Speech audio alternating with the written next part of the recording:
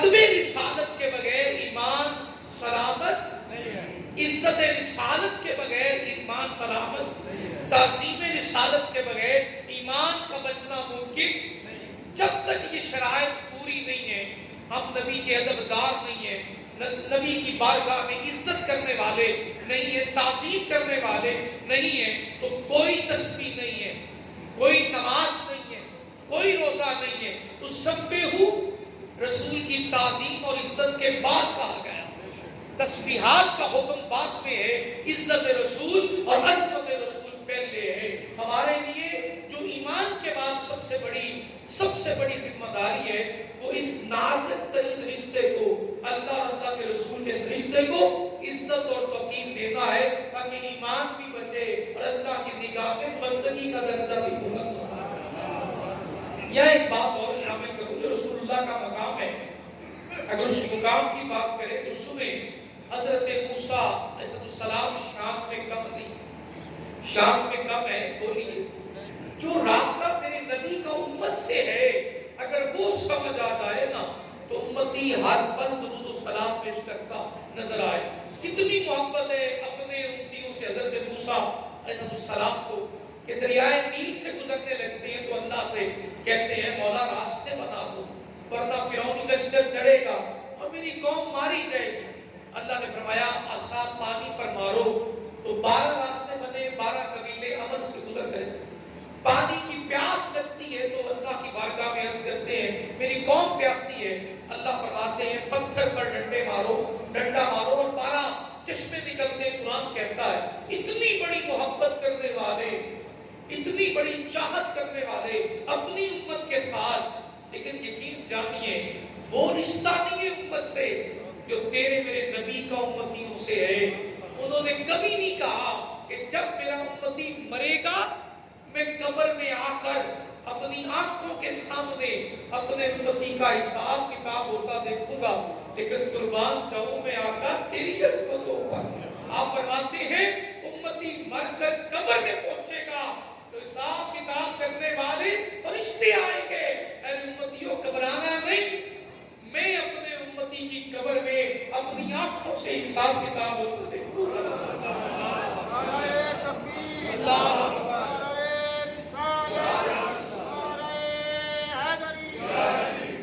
جب تیرے میرے اپنے دوست تجھے اور مجھے قبر کے حوالے کر کے تنہا چھوڑ کے نکل رہے ہوں گے نا، یہ جو تلقداریاں ہم نبھاتے پھر رہے ہیں، یہ سب تلقداریاں چند گھڑیوں کے لیے جمع ہوں گی اور پھر بھول جائیں گے، تیری میری قبر کا نشان تک بلا دیں گے، تیرا میرا ذکر تک مجلسوں سے ختم ہو جائے گا۔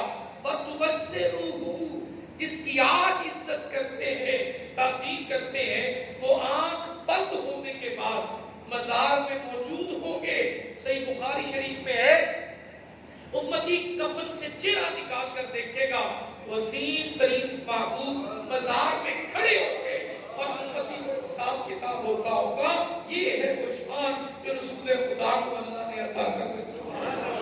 نعرہ تکبیر، نعرہ رسالت، نعرہ تحقیق۔ اس لیے رسول اللہ کا حق زیادہ ہے، اس لیے ان کی عظمت زیادہ ہے، اس لیے ان کی تعظیم زیادہ ہے۔ انہوں نے کبھی چھوڑا ہی نہیں ہے، تنہا ہی نہیں چھوڑا ہے۔ کافر کہتے تھے نا، ذرا غور کریے گا، امت نے ستایا، حضرت نوح علیہ السلام نے دعا کی، عذاب آیا، امت غرق ہو گئی۔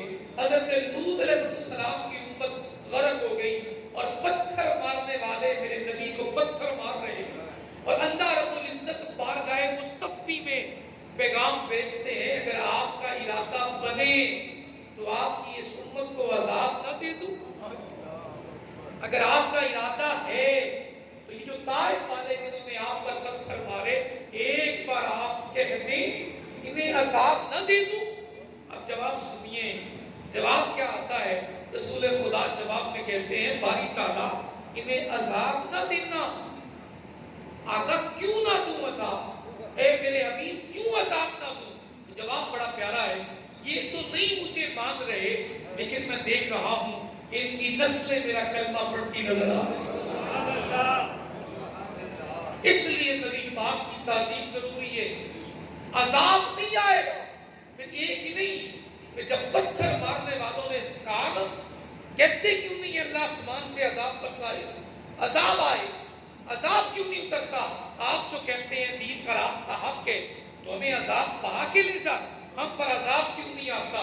قربان جاؤں شان رسالت پر، قربان جاؤں عظمت مصطفیٰ پر، قربان جاؤں شخصیت رسالت باپ پر، میرے رب نے جواب بھیجا، ما کان اللہ لیعذبہم وانت فیہم، اے حبیب انہیں عذاب دے دوں، اللہ کبھی عذاب نہیں دیں گے انہیں، کیوں؟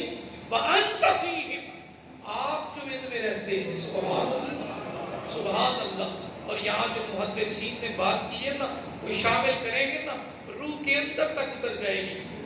بڑی کمال اس کی تفسیر میں، اس آیت کی تفسیر میں بڑا پیارا لکھا۔ وہ لکھتے ہیں کہ جب اللہ نے کافروں کو عذاب دینا ہے تو پہلے رسول خدا سے مشورہ ہو رہا ہے۔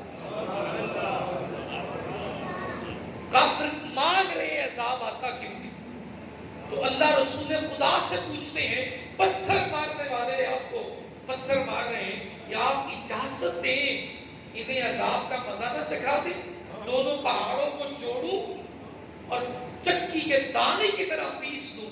تو مفسرین لکھتے ہیں جب کافروں پر عذاب دینے کا وقت آتا ہے تو پہلے رسول خدا سے مرضی پوچھی جاتی ہے، تو جب مومنوں کو کوئی سزا اور تکلیف دینی ہوگی تو کیا رسول خدا سے پوچھا نہ جائے گا؟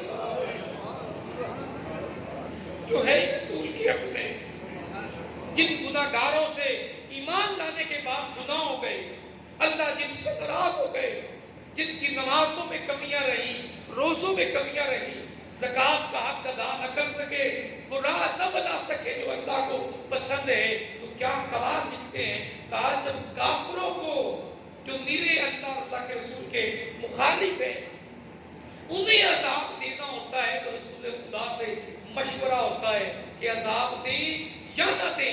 اور جب امتیوں کو عذاب دیا جائے گا، عاشقوں کو عذاب دینے کا ارادہ ہوگا، نبی کے ماننے والوں کو، ایمان لانے والوں کو، تو کیا پوچھے بغیر ہی عذاب آ جائے گا؟ نہیں، پہلے مرضی رسول جانی جائے گی، پھر پوچھا جائے گا انہیں جہنم بھیج دوں؟ آقا کہیں بھیج دو، تو پھر بھیجا جائے گا، ورنہ انہیں بھی جنت میں بھیج دیا جائے گا۔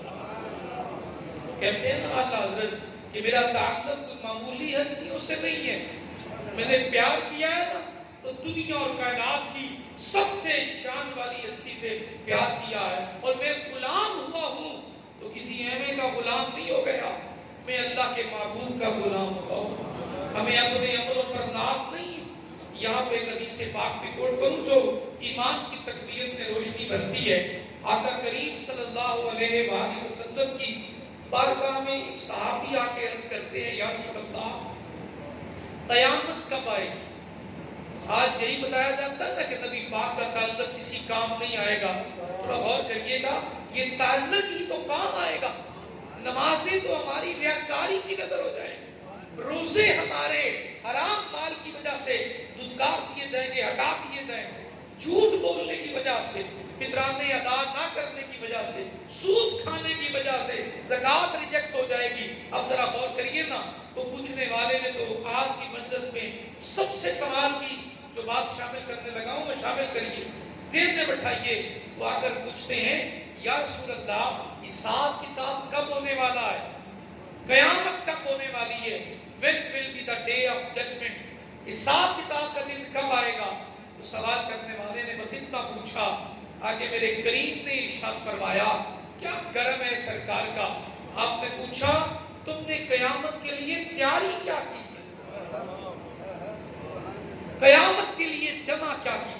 قیامت کے لیے اکٹھا کیا کیا؟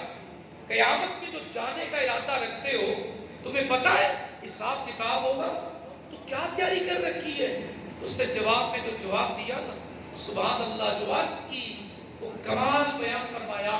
وہ جواب میں عرض کرتے ہیں، بارگاہ مصطفی میں عرض کرتے ہیں، یا رسول اللہ صلی اللہ علیہ وسلم عمل تو اتنے نہیں ہے کہ میں فخر سے کہوں کہ آج قیامت ہو جائے اور میں داخل ہو جاؤں گا، لیکن ایک کام میں نے بڑا پکا کیا، ایک کام میں نے بڑا پکا کیا ہے اور بڑے دل سے کیا ہے۔ ایک کام پر میرا پکا یقین اور کامل ایمان ہے، وہ کیا ہے؟ میں اللہ اور اللہ کے رسول سے محبت کرنے والا، اللہ اور اللہ کے رسول سے محبت کرنے والا۔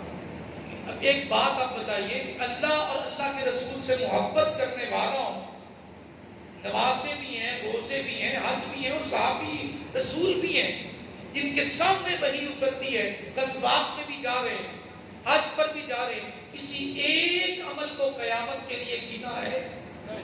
بتائیے نا۔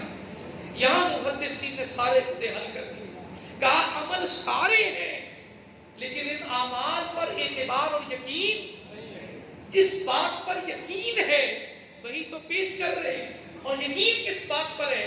کہ ایک کام دل سے کیا ہے، کیا؟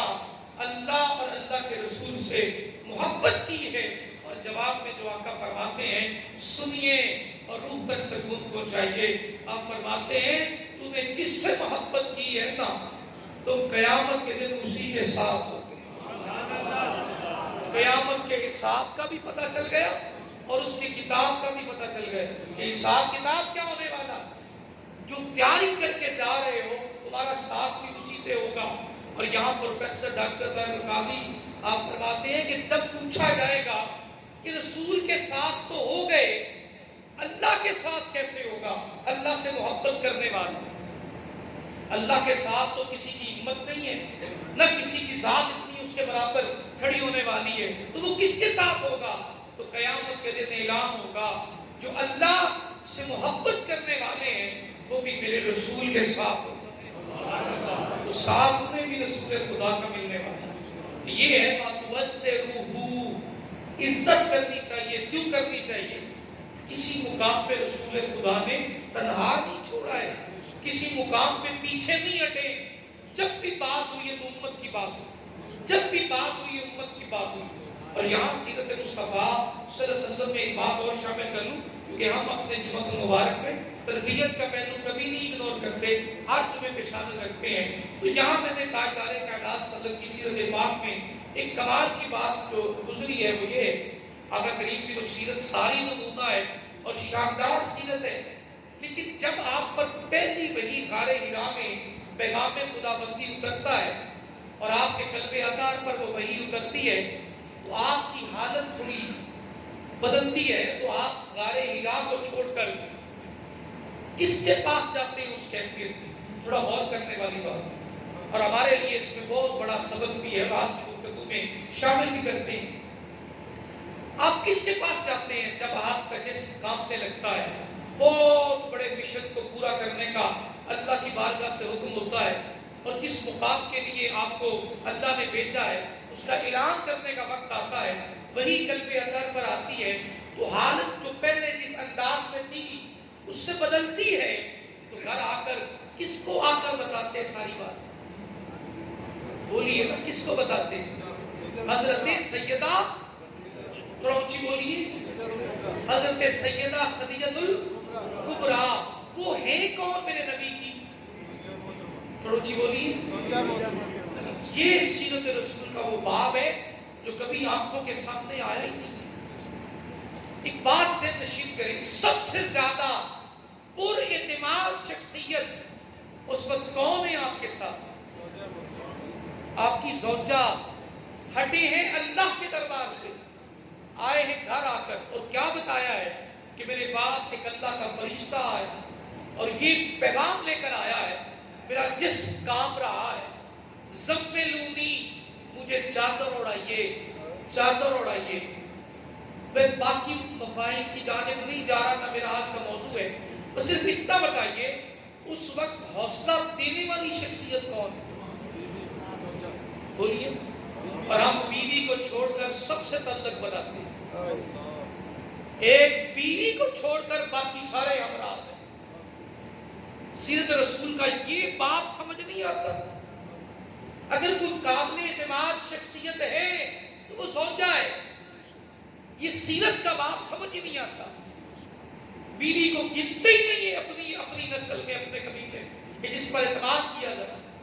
اتنی بڑی ذمہ داری ہے نبوت کی، اور رسول خدا پوری کائنات کے نبیوں کے نبی، اللہ کے حبیب ہیں، اور جب پلٹ کر بیوی کے پاس آتے ہیں وہ ساری بات بتاتے ہیں، ساری بات بتا کر بیوی سے کہتے ہیں، اب وہ جواب میں حوصلے میں پتہ ہے کیا کہتی ہیں؟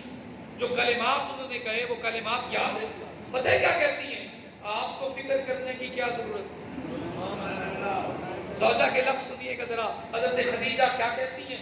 آپ کو فکر کرنے کی کیا ضرورت ہے؟ آپ کیوں پریشان ہیں؟ آپ کے چہرے پر سکون کیوں نہیں ہے؟ آپ سکون کریے، کیوں؟ آپ نے کبھی یتیموں کو دھکے دیے؟ کمال ہے، سبحان اللہ، سبحان اللہ، سلام و سجدہ خدیجہ تیری شانوں پر۔ آپ نے کبھی مسکینوں کو دروازے سے ہٹایا ہے؟ آپ نے کبھی محتاجوں کو انکار کیا ہے؟ آپ نے کبھی مظلوموں کو ہٹایا اپنے دروازے سے؟ کبھی آپ نے امانت میں خیانت کی ہے؟ کبھی آپ نے جھوٹ بولا ہے؟ آپ بتائیے نا، آپ نے کبھی مظلوم کے ساتھ زیادتی کی ہے؟ تو جواب میں آقا کریم کے دل میں سکون اترنا شروع ہوتا ہے، اور زوجہ کہتی ہیں ہمت رکھیے، اس مشن پر آپ کھڑے ہیں تو آپ سے اللہ پورا کروائے گا، اور آپ فکر نہ کریے، اللہ آپ کو کبھی نہیں چھوڑے گا۔ نعرہ تکبیر، نعرہ رسالت، شان ام المومنین۔ اور ہم نے بیویوں کو چھوڑ کر بڑی جگہ پر راز شیئر کر رکھی، تو تعلق کبھی بیوی سے بنایا ہی نہیں۔ جب دل ہی نہیں جڑا تو محبت کہاں سے ملے، سکون کہاں سے ملے؟ بیوی ہے پر توجہ بھائیوں کی طرف، بیوی ہے پر توجہ بھتیجوں کی طرف۔ یقین کریے آپ تو نہیں جانتے اس رشتے کو، لیکن جب اللہ نے سکون کے لیے رشتہ بنایا ہے تو دونوں کے مزاج الگ بھی ہوں تو نکاح کے ساتھ دل جوڑ دیے، ڈسکس کر لیا کریں۔ کرنے کو تو عورت کے پاس کچھ نہیں ہوتا، لیکن جو اعتماد ملتا ہے نا، چلے سرکار کی سنت سمجھ کے بات کر لیا کریں، حوصلہ ملتا ہے، سکون ملتا ہے، عزت بھی ملتی ہے، تعظیم بھی ملتی ہے۔ یہ ضمن بات آگے تو یہاں شامل کروں کہ سرکار کی سیرت میں یہ بات شامل ہے، وہ ازواج کا تعلق نبی پاک کی ذات کے ساتھ ہے، صرف وہیں تک نہیں رہا۔ حضرت ام عائشہ صدیقہ فرماتی ہیں، ایک بوڑھی عورت آئی، منہ میں دانت نہیں تھے، جیسے گھر میں داخل ہوئی رسول خدا کھڑے ہو گئے، اسے بٹھایا، اس کی بات سنی، جانے لگی تو مال بھی سرکار نے پیش کیا، مال بھی دے کے بھیجا، اور صاحب حضرت عائشہ صدیقہ فرماتی ہیں مجھے بلا کر کہا آپ جانتی ہیں یہ بوڑھی کون ہے؟ کہا نہیں جانتی، کہا یہ میری خدیجہ کی سہیلی ہے، ان کے پاس آیا کرتی تھی، باتیں کیا کرتی تھی، اور جب یہ جایا کرتی تو خدیجہ انہیں جاتے ہوئے کچھ مال بھی دے دیا کرتی تھی۔ یہ حضرت عائشہ صدیقہ فرما رہی ہیں، میں حیران ہو گئی کہ رسول خدا اپنی زوجہ کے دنیا سے جانے کے بعد سہیلیوں کو بھی اسی طرح دے رہے ہیں جیسے حضرت خدیجہ ان کو زندگی میں دیا کرتی تھی۔ ہم تو کہتے ہیں خبردار تیرے بھائی سے تعلق نہیں رکھنا، تو اپنی بہن سے تعلق توڑ، ہم تو اس کے قریبی رشتے چھڑوا دیتے ہیں، اور میرے رسول تو زوجہ کی سہیلیوں کو بھی عزت دے رہے ہیں۔ یہ موضوع دوسری طرف چلا جائے گا، اس رسول کی عزت کرنی چاہیے، وہ عزتیں دینے آئے، ان کے سامنے توقیر کرنی چاہیے، لفظ اچھے بولنے چاہیے، یہ کے اندر ادب کا پہلو ہو، اعتماد کا پہلو ہو، رشتہ محبت کا پہلو ہو۔ یہ بات ختم نہیں ہوتی، اگلے جمعہ پہ بھی اسی موضوع کو رکھیں گے۔ تو یہاں ایک بات، یہاں ایک حدیث پاک پہ ختم کرتا ہوں، جب رسالت مآب صلی اللہ علیہ وسلم کا وہ مقام بنا نا تو عزت کرنے والوں نے پھر کمی نہیں رکھی۔ محبت کے لیے یہ بات شامل کر رہا ہوں، سیدنا خالد بن ولید رضی اللہ تعالی عنہ، آپ نے عزت کرنے میں وہ مقام سرکار کی بارگاہ میں پیش کیا کہ آپ نے سرکار کے دو جسم اقدس کے بعد نبی پاک کے جسم اقدس کے، ہمیں تو نام لیتے بھی ادب اور مقام کے ساتھ، اور ایک مقام پر پڑھا ہے، تفسیر نفسی میں ہے، نسبی میں ہے، کہ لکھتے ہیں کہ جناب جب آپ نبی پاک کا نام لیں، کسی لقب سے بلائیں، رسول اللہ کہہ کر بلائیں، نام لے کر بلائیں، تو جس بھی آپ طریقے سے نام لیں آپ پر درود پڑھنا واجب ہے سننے والوں کا۔ صرف نام ہی نہیں، جب بھی آپ ان کا ذکر کریں، جو بھی نام لیں، لقب سے بولیں، تو ان کے ساتھ جب بھی آپ ذکر کریں گے صرف نام لینے پر ہی درود نہیں پڑھنا، جس بھی نام اور لقب سے ذکر ہوگا بس ذکر ہونے کی دیر ہے ان پر درود جاری ہو جانا چاہیے اور درود و سلام جاری ہو جانا چاہیے۔ اب عزت کا یہ مقام ہے کہ جنگ لڑ رہے ہیں حضرت خالد بن ولید، تو وہ سب سے آپ کے ٹوپی مبارک جو پہنی ہوئی تھی وہ اتری، آپ جنگ لڑنے کے لیے چھوڑ کر ٹوپی ڈھونڈنے لگے، جنگ لڑنی بند کر دی اور ٹوپی ڈھونڈنے لگے۔ جنگ فتح ہو گئی، ساتھیوں نے آ کر کہا خالد آج کمال ہو گیا رضی اللہ تعالیٰ عنہ، آج کمال ہو گیا، آپ جنگ لڑتے لڑتے اچانک جنگ چھوڑ کر کیا ڈھونڈنے لگے؟ تیر چل رہے تھے، تلواریں چل رہی تھی، نیزے چل رہے تھے، دشمن آپ کی طاقت میں تھا، زخم آ سکتے تھے، چوٹ لگ سکتی تھی، شہید بھی ہو سکتے تھے۔ تو جواب میں جناب خالد نے جو جواب دیا رضی اللہ تعالیٰ عنہ وہ ایمان اور مرتبے کو بلند کرنے والا ہے۔ آپ نے جواب میں کہا آپ نہیں جانتے ہیں اس ٹوپی کا مقام اور مرتبہ کیا ہے، یہ ٹوپی کا مقام اور مرتبہ کیا ہے آپ نہیں جانتے، اس ٹوپی میں کیا خاص بات ہے؟ تو جواب میں حضرت خالد فرماتے رضی اللہ تعالیٰ عنہ سیف اللہ ہیں، اللہ کی تلوار جن کا لقب ہے، کیا حسین کلمات آپ نے ارشاد فرمائے۔ آپ نے فرمایا آپ نہیں جانتے اس ٹوپی میں میرے محبوب کے جسم اقدس کے دو بال ہیں، نعرہ تکبیر، جسم اقدس کے نعرہ رسالت، نعرہ تحقیق، شان صحابہ، سرکار دو عالم صلی اللہ علیہ وآلہ وسلم کے جسم کے دو بال مبارک ہیں، وہ بال ٹوپی میں کیوں رکھے؟ سبحان اللہ، ٹوپی میں کیوں رکھے؟ آج ہم انگوٹھے چھپے تو سوال، ان پر سلام پڑھے تو سوال، جلوس میں شامل ہو کر درود پڑھتے جائیں تو سوال۔ میں ایک سوال کرتا ہوں، قرآن کی کسی آیت میں نہیں آیا کہ بال سر کی ٹوپی میں سجاؤ، میرے نبی نے کسی مقام پر نہیں کہا کہ میرے بال ٹوپیوں میں سجاؤ، تو حضرت خالد یہ نیا عقیدہ کہاں سے لے آئے؟ معاذ اللہ استغفر اللہ، اسے بدعت کہیں گے، ہے ہمت بولیے نا، شرک کہیں گے۔ یہ بال کس کے ٹوپی میں سجائے پھر رہے ہیں؟ وَتُوَزِّرُوا، کیونکہ وہ جانتے ہیں جب تک رسول خدا کی عزت اور توقیر نہیں ہوتی ہماری اللہ کے دربار میں بندگی نہیں ہوتی، بندگی نہیں ہوتی ہے۔ وہ جانتے ہیں پہلے عزت کرنا سیکھیے پھر سجدے کرنے آئیے، پہلے ان پر سلام پیش کرنا سیکھیے پھر اللہ کو منانے آئیے۔ وَتُوَزِّرُوهُ وَتُوَقِّرُوهُ وَتُسَبِّحُوهُ، اب تسبیح کریے، جب دل اللہ کے رسول کی عزت اور توقیر سے روشن ہوگا تو تسبیح بھی سکون دے گی، سجدے بھی قبول ہوں گے۔ اس لیے کہ جسم پر تو چوٹ آ جائے تو خالد رضی اللہ تعالیٰ عنہ فرماتے ہیں گوارا ہے، لیکن ایمان جاتا گوارا نہیں ہے، میں اپنی جان کو دے سکتا ہوں، رسول خدا کے بالوں کی بھی ادبی ہو کے دیکھ سکتا ہوں۔ انہی کلمات پہ یہاں روکتے ہیں موضوع، سورہ فتح کی انہی آیات سے اگلے جمعہ مبارک پہ استعمال کیے حصہ شامل کریں گے۔ اللہ کریم مجھے پہلے اور آپ کو عمل کی توفیق عطا فرمائے۔